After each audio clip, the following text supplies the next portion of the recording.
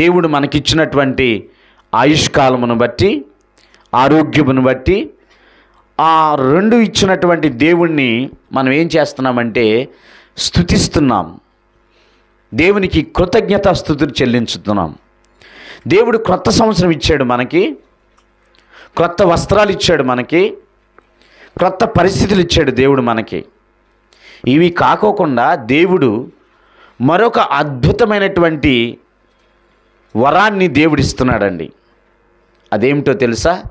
నూతన హృదయాన్ని ఇస్తానంటున్నాడు ఆయన. వస్త్రాలు నూతనంగా ఉండటం గొప్ప కాదు, పైన వేషధారణ నూతనంగా ఉండటం గొప్ప కాదండి, గృహాలు నూతనంగా ఉండటం గొప్ప కాదు, వాహనాలు నూతనంగా క్రొత్తగా ఉండటం గొప్ప కాదు. మనిషి యొక్క హృదయం నూతనంగా ఉంటే ఆ వ్యక్తి గొప్పవాడు. దేవునికి స్తుతులు చెప్పండి. వస్త్రాలు ఇవాళ ఇప్పుడు నేను నూతన వస్త్రాలు వేసుకున్నా, రేపటికి ఇవేంటో తెలుసండి? పాతవి. క్రొత్త బైక్ కొనుక్కున్నారు, ఇవాళకి కొత్తది, రేపటికి ఏమవుద్దంటే పాతది అయిపోద్దండి. కానీ ఒక విషయాన్ని చెప్తున్నాను, జాగ్రత్తగా ఆలకించండి. అదేమిటంటే, నీ హృదయం గనక నూతనంగా మారితే, నీ హృదయంలో గనక నూతన మార్పు కలిగితే, ఆ సంతోషం ఎప్పుడు కూడా ఉంటుంది. అది ఎవ్వరు కూడా దొంగిలించేది కాదు. దేవునికి స్తుతులు చెప్పండి. ఈరోజు దేవుడు ఈ నూతన సంవత్సరం రోజు మనకి ఆయన ఒక వాగ్దానం చేస్తున్నాడు, ఒక ప్రామిస్ చేస్తున్నాడు. అదేమిటో తెలుసా? నేను మీకు నూతన హృదయాన్ని ఇస్తాను. చెప్పండి, ఏ హృదయం అండి? రాతి గుండెను తీసివేసి మాంసపు గుండెను మీకు ఇస్తాను. ఇప్పుడు బైబిల్లో నుంచి మనం ఈ రిఫరెన్స్ చదువుకుందాము. యెహెజ్కేలు గ్రంథము 36వ అధ్యాయము 26వ వచనాన్ని ఒకసారి బైబిల్ తెచ్చిన వారు చదివి సహాయం చేయండి. యెహెజ్కేలు గ్రంథము 36వ అధ్యాయము 26వ వచనం చదవండి. నూతన హృదయమును మీకిచ్చేదను, నూతన స్వభావమును మీకు కలగజేసేదను, రాతి గుండెను మీలో నుండి తీసివేసి మాంసపు గుండెను మీకు ఇచ్చేదను. చాలండి. నూతన హృదయాన్ని మీకు ఇస్తున్నాను. ఏ హృదయం అండి? నూతన హృదయాన్ని మీకు ఇస్తున్నాను. రాతి గుండెను తీసివేసి మీకు మాంసపు గుండెని ఇస్తున్నాను. బాగా ఆలకించండి, ఇది మనిషికి అవసరము కూడా. రాతి గుండె అంటే ఏమిటండి? మన గుండె రాయిలా గట్టిగా ఉంటుందా? రాయి ఉంటుందా లోపల? కాదండి. కొంతమంది హృదయాలు, కొంతమంది మనస్సులు ఎంత కఠినంగా ఉంటాయి అంటే రాతి కంటే కఠినంగా ఉంటాయి, బండబారిపోయి ఉంటాయి. కొంచెము కూడా జాలి అనేది ఉండదు. పక్కన వ్యక్తి ఆపదలో ఉన్నాడంటే కనీసం ఆపదలో ఆదుకునే శక్తి ఉన్నప్పటికి కూడా ఆ ఆపదను చూసి మనసును కఠినం చేసుకుని ముందుకెళ్ళిపోతూ ఉంటారు కొంతమంది. వాళ్ళని ఏమంటారు తెలుసా? రాతి గుండెలు కలిగినటువంటి వాళ్ళకి జాలి అనేది లేదు, ప్రేమ అనేది లేదు. వాళ్ళ జీవితాల్లో ఎంతవరకు కఠినం చేసుకుంటూ వాళ్ళు ఏం చేస్తారంటే జీవనాన్ని కొనసాగిస్తారండి. అదిగో అలాంటి వారితో దేవుడు చెప్తున్నాడు, నీకు నేనేమిస్తానంటే ఆ రాతి గుండెను తీసివేసి మాంసపు గుండెను ఇస్తాను. దేవునికి స్తుతులు చెప్పండి కొంచెం గట్టిగా. హల్లెలూయా. చూడండి, అక్కడ ఇంకో మాట చెప్తున్నాడు, నేను మీకు నూతన హృదయాన్ని కలగజేస్తున్నాను. నూతన సంవత్సరాన్ని మీకు ఇచ్చాను, నూతన వస్త్రాలు మీకు ఇచ్చాను, నూతనమైన ఆనందాన్ని మీకు ఇస్తున్నాను. అంత మాత్రమే కాదు, ఈ రోజు నుంచి మీకు నేను ఏం చేస్తానంటే నూతన హృదయాన్ని ఇస్తానంటున్నాడు. దేవునికి స్తోత్రం. ఇది ఏ మనిషి ఇవ్వలేనటువంటి ఆధిక్యత అండి. ఏ మనిషి ఇవ్వలేనటువంటి నూతన హృదయం ఇది. మనుషులు డబ్బులు ఇవ్వగలుగుతారు, వస్తువులు ఇవ్వగలుగుతారు, ఇంకేదైనా ఇతరత్ర సహాయం చేయొచ్చు, కానీ నూతన హృదయాన్ని మనిషి ఇవ్వలేడు. నూతన మనస్సును మనిషి ఇవ్వలేడు. మెత్తని హృదయాన్ని మనిషి ఇవ్వలేడు. మాంసపు లాంటి హృదయాన్ని మనిషి ఇవ్వలేడు. ఇది ఎవరి వల్ల సాధ్యమవుద్దంటే వాగ్దానం చేసిన దేవుని వలన మాత్రమే సాధ్యమవుతుంది. ప్రవక్త ద్వారా తెలియచేస్తున్నాడు, నేను మీకు నూతన హృదయాన్ని ఇస్తాను. మీలో రాతి గుండె ఉందా, కఠినమైన హృదయం ఉందా, దానిని కూడా తీసివేసి మాంసం ఎలా మెత్తగా ఉంటుందో అలా మీ హృదయాన్ని నేను మెత్తగా చేసి మెత్తటి హృదయాన్ని ఇస్తానని దేవుడు ఈ నూతన సంవత్సరం రోజున మనకి వాగ్దానం చేస్తున్నాడు. నమ్మిన వాళ్ళు ఒక్కసారి స్తుతులు చెప్పండి గట్టిగా, హల్లెలూయా. దేవుడు నీకు ఇచ్చేది ఈ రోజున ఏంటో తెలుసా? నూతన హృదయాన్ని ఇస్తానంటున్నాడండి. నూతన జీవితాన్ని ఇస్తానంటున్నాడు. నూతన ఆశీర్వాదాన్ని ఇస్తానంటున్నాడు. నూతన వరవడి నీకు ఇస్తాడు. ఈ రోజున ఒక వ్యక్తి హృదయంలో నూతనత్వం వస్తే, ఒక వ్యక్తి హృదయంలో మనస్సు మారితే ఆ వ్యక్తి జీవితం అంతా కూడా దీవెనకరంగా ఉంటుంది, ఆశీర్వాదకరంగా ఉంటుంది. హృదయం మారుకోకుండా, హృదయంలో నూతనత్వం లేకోకుండా ఇలాంటి పండుగలు ఎన్ని చేసినా అది వ్యర్థమే. వాక్యం చెప్తుంది, హృదయము అన్నిటికంటే మోసకరమైంది, ఘోరమైన వ్యాధి కలిగినటువంటిది అది. అందుకనే నా కుమారుడా, అన్నిటికంటే నీ హృదయాన్ని భద్రముగా కాపాడుకో. మనం కాపాడుకోవాల్సింది ఏంటండి? హృదయంలో ఒక చెడ్డ తలంపు వచ్చిందంటే అది మన జీవితాన్ని ప్రభావితం చేస్తుంది. హృదయంలో ఒక చెడ్డ ఆలోచన వచ్చిందంటే అది మన జీవితాన్ని ప్రభావితం చేసి మనల్ని ఏం చేస్తుందంటే చివరికి పాపంలోకి, చివరికి అతిక్రమంలోకి నెట్టివేస్తుంది. వాక్యం వింటున్న దేవుని సంగమా, దేవుని పిల్లారా, జ్ఞాపకం చేసుకోండి, వాక్యం నీకు నాకు సెలవిస్తుంది. అసలు మనం చెడిపోవడానికి మూలం ఏంటో ఒక్కసారి గ్రహించి దాన్ని సరి చేసుకుంటే జీవితం అంతా సరిగా ఉంటుందండి. జ్వరం వచ్చింది, తగ్గట్లేదు, మనం ఏం చేస్తామండి? రక్త పరీక్ష కేంద్రానికి వెళ్ళి, బ్లడ్ టెస్ట్ సెంటర్కి వెళ్ళి అసలు ఆ వ్యాధికి మూలం ఎక్కడుందో దాన్ని గుర్తించాలంటే బ్లడ్ తీసి దాన్ని ఏం చేస్తారు? టెస్ట్ చేస్తారు. అప్పుడు ఆ జ్వరానికి మూలం ఏంటో, బ్యాక్టీరియానా, వైరల్లా, ఇంకొకటి అని మనకి దానికి కారణం ఏంటి అనేది ఐడెంటిఫికేషన్ చేస్తాం, గుర్తిస్తాం. అలాగే మన జీవిత పతనానికి, మన జీవితంలో ఆశీర్వాదం లేకపోవడానికి కారణం ఏంటో మనం గుర్తించాలండి.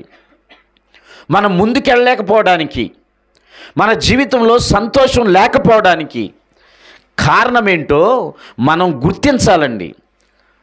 మన స్థితి ఇంకా దీనంగా ఉండడానికి కారణం ఏంటో గుర్తిస్తే దీని అంతటికీ కారణం ఏంటో తెలుసండి? మనం చెడిపోవడానికి కారణమైన హృదయమే, ఆలోచనలే కారణమండి. ఈ హృదయంలో ఒక చిన్న తలంపు వచ్చిందనుకోండి, ఆ తలంపు పెరిగి పెద్దదా ఏమవుద్దంటే మనము ఆ చెడు పని చేసేంతవరకు దారితీస్తుందండి. సో మనం ముందర ఎక్కడ కంట్రోల్ చేయాలి? దాన్ని హృదయంలో వచ్చే ఆలోచన మనం ఏం చేయాలంటే కంట్రోల్ చేయాలి. హృదయంలో వచ్చే ఆలోచన కంట్రోల్ చేయాలంటే దానిని మనము జాగ్రత్తగా కాపాడుకోవాలండి. నా కుమారుడా, అన్నిటికంటే నీ హృదయాన్ని భద్రముగా కాపాడుకో. చెడు ఆలోచన వచ్చిందా, దాన్ని వెంటనే మొక్కగా ఉన్నప్పుడు దాన్ని తుంచివేయాలండి హృదయంలో నుంచి. నాకు ఎలాంటి ఆలోచన వచ్చిందేంటి అని దాన్ని మొక్కగా ఉన్నప్పుడే తుంచివేయాలండి. హృదయం విషయమై ఎవరైతే భద్రంగా ఉంటారో, జాగ్రత్తగా ఉంటారో వారి జీవితాలు ఏమవుతాయంటే చక్కగా ఆశీర్వాదకరంగా ఉంటాయి. దేవునికి స్తోత్రం. మనిషి చెడిపోవాలన్నా, మనిషి బాగుపడాలన్నా దానికి కేంద్రం ఏంటో తెలుసండి? మన మనస్సు, హృదయమే. ఈ హృదయాన్ని జాగ్రత్తగా ఉంచుకోవాలండి. అలాంటి కేంద్ర బిందువైన హృదయాన్ని దేవుడి నూతన సంవత్సరంలో ఏం చేస్తానంటున్నాడంటే నూతనంగా నేను చేస్తాను. మీ హృదయము డాగు చేత, మత్సరము చేత, అసూయ చేత, కలహము చేత, కక్ష చేత, కార్పణ్యం చేత ఒకవేళ మీ హృదయం ఉంటే దేవుడు అంటున్నాడు ఈ రోజున దానిని నేను నూతన పరుస్తాను. గట్టిగా స్తోత్రం చెప్పండి. హృదయాన్ని ఏం చేస్తానంటున్నాడు దేవుడు? నూతన పరుస్తాను. అసలు మీ పతనానికి కారణం ఏంటో, మీరు చెడిపోవడానికి కారణం ఏమై ఉన్నదో దాన్ని, ఆ హృదయాన్ని నేను ఏం చేస్తానంటున్నాడంటే దేవుడు, దాన్ని నేను నూతన పరుస్తాను. దానిలో ఏ బలహీనత ఉన్నా, ఏ చెడు ఆలోచన ఉన్నా, ఏ చెడు తలంపు ఉన్నా, ఎటువంటి పరిస్థితులున్నా దాన్ని శుభ్రం చేసే బాధ్యత నాది అంటున్నాడండి దేవుడు. ఎంత గొప్ప దేవుడు అండి మన దేవుడు. ఈ రోజున దేవుడు ఇస్తానన్న నూతన హృదయం సిద్ధంగా ఉంది. ఆయన చెప్పిన కొన్ని మాటలను మనం గైకొనగలిగితే ఖచ్చితంగా దేవుడు ఈ రాత్రి నీకు న్యూలీ హార్ట్ ఇస్తాడు, నూతన హృదయాన్ని ఇస్తాడు. ఒక హృదయం నూతన పరచబడిందంటే ఆ హృదయం కలిగిన వ్యక్తికి సంతోషము, ఆనందము, నెమ్మది కలుగుద్దండి. హృదయములో చెడు నుంచుకుని ఆనందంగా ఉండగలుగుతారా? చెప్పండి, మీరు ఎవరైనా ఉండగలుగుతారా? హృదయంలో చెడు స్వభావం నుంచుకుని, హృదయంలో చెడు తలంపు నుంచుకుని, హృదయంలో మనస్సులో కక్ష ఉంచుకుని, మనస్సులో పగుంచుకుని మీలో ఎవరైనా సంతోషంగా ఉండగలుగుతారా? ఉండలేరండి. హృదయం గనక నూతనంగా ఉంటే, హృదయం గనక శుద్ధిగా ఉంటే మీరు ఎలా ఉంటారంటే సంతోషంగా, ఆనందంగా, గొప్పగా ఉంటారండి. దేవునికి స్తోత్రం. మనిషి జీవిత ఆనందానికి కారణమైన హృదయాన్ని దేవుడు ఏం చేస్తున్నాడంటే నూతన పరుస్తున్నాడండి. ఈ రోజున నేను మీకు చెప్తున్న మాట ఏమిటంటే నూతన హృదయం అనే అంశాన్ని మీకు చెప్తున్నాను. దేవుడు చేస్తున్న వాగ్దానం ఇది, మనిషి చేస్తున్న వాగ్దానం కాదండి.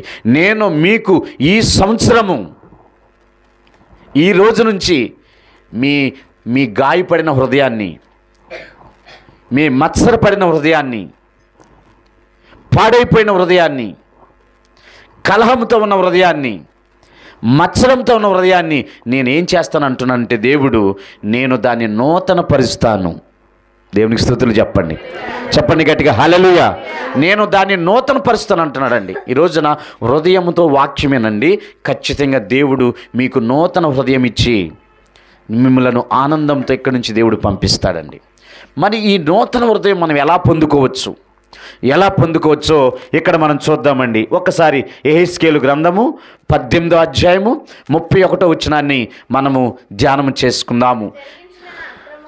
యెహెజ్కేలు గ్రంథము 18వ అధ్యాయము 31వ వచనం అండి. చదువుతుంది అమ్మాయి, జాగ్రత్తగా వినండి. చదువునాన్న. మీరు జరిగించిన అక్రమ క్రియలన్నిటినీ విడిచి నూతన హృదయమును, నూతన బుద్ధియు తెచ్చుకొనిడి. చాలండి. నూతన హృదయం, నూతన బుద్ధి, నూతన మనసు ఎప్పుడు వస్తుంది మనకి? దేవుడేమో నేను మీకు నూతన హృదయాన్ని ఇస్తానంటున్నాడు, నూతన మనసు ఇస్తానంటున్నాడు, నూతన బుద్ధిని ఇస్తానంటున్నాడండి. నూతన సంవత్సరంతో పాటు, నూతన క్యాలెండర్స్తో పాటు, నూతన వస్త్రాలతో పాటు దేవుడు ఏమిస్తానంటున్నాడంటే నూతన హృదయాన్ని ఇస్తానంటున్నాడు. దేవునికి స్తుతులు చెప్పండి. ఆ నూతన హృదయం అనేది దేవుడు మాత్రమే ఇవ్వగలుగుతాడు, మనుషుల వల్ల, ఎవరి వల్ల కూడా కాదండి. ఈ నూతన హృదయం ఎలా కలుగుద్దంటే ఇక్కడ యెహెజ్కేలు గ్రంథకర్త చెప్తున్నాడు, ప్రవక్త చెప్తున్నాడు ఏమనంటే, మీరు జరిగించిన అక్రమం విషయమై, మీరు జరిగించిన చెడు పనుల విషయమై మీరు పశ్చాత్తాపడి వాటిని విడిచిపెట్టేయండి. అప్పుడు దేవుడు మీకు ఏమిస్తాడంటే నూతన హృదయాన్ని ఇస్తాడు. దేవునికి స్తుతులు చెప్పండి. దేవుడు మీకు నూతన బుద్ధిని ఇస్తాడు, నూతన మనసు ఇస్తాడండి. 2024 సంవత్సరంలో మనం కొన్ని తప్పిదాలు చేసి ఉంటాం. తెలిసి కొన్ని, తెలియక కొన్ని, అనుకోకుండా కొన్ని, అనుకొని కొన్ని, ఏదో ఒక రూపంలో ఆజ్ఞాతిక్రమం చేసి ఉంటాం. చూపు ద్వారా, మాట ద్వారా, తలంపు ద్వారా, క్రియల ద్వారా, ఏదో ఒక రూపంలో మనం ఏం చేస్తామో తెలుసండి, తప్పిదాలు చేస్తూ ఉంటాం, అబద్ధాలు ఆడుంటాం, తోటి మనిషిని మాట చేత ఇబ్బంది పెట్టుంటాం, తోటి మనిషిని మన క్రియల చేత దుఃఖం కలగజేసి ఉంటాం. మన వాళ్ళు అంటారే సూటిపోటు మాటలు అంటారండి. మాట చేత బాధించుంటాం, చూపు చేత బాధించుంటాం, మన క్రియల చేత దేవుని దుఃఖపెట్టుంటాం, మన క్రియల చేత మన పొరుగు వారిని ఇబ్బంది పెట్టుంటాం. తెలుసో తెలియకో దేవుడు అంటున్నాడు, మీరు వీటన్నిటి విషయమై పశ్చాత్తాపపడి వాటిని విడిచిపెట్టినట్టయితే నేను మీకు ఏమిస్తానంటే నూతన హృదయాన్ని ఇస్తాను. గట్టిగా స్తోత్రం చెప్పండి. హల్లెలూయా.